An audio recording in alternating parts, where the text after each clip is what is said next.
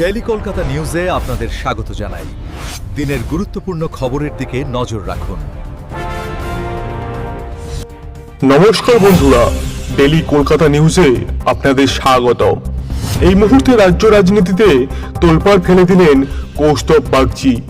সরাসরি তিনি মুখ্যমন্ত্রী মমতা বন্দ্যোপাধ্যায়কে গ্রেপ্তারের দাবি তুললেন। ফেসবুক লাইভে ভিডিওতে তিনি স্পষ্ট বললেন, তদন্তে বাধা দেওয়ার জন্য ইডির উচিত অবিলম্বে মুখ্যমন্ত্রীকে গ্রেপ্তার করা। ঠিক কি বললেন তিনি, কেনই বা হঠাৎ এত আক্রমণাত্মক হলেন, বিস্তারিত জানাবো আজকের এই ভিডিওতে।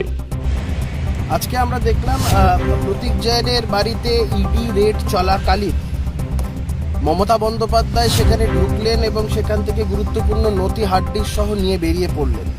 এখন এগুলোর মধ্যে কি আছে বাংলার মানুষ তথা দেশের মানুষ জানতে চায়।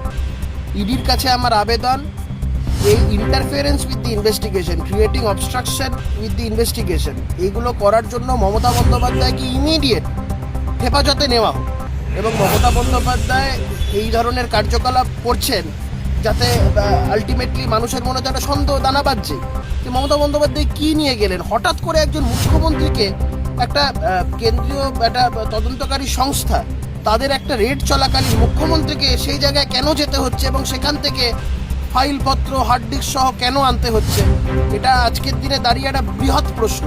এবং এটা যদি কোনো সাধারণ মানুষ করতো, কোনো তদন্তকারী সংস্থা কি তাদের ছেড়ে দিত?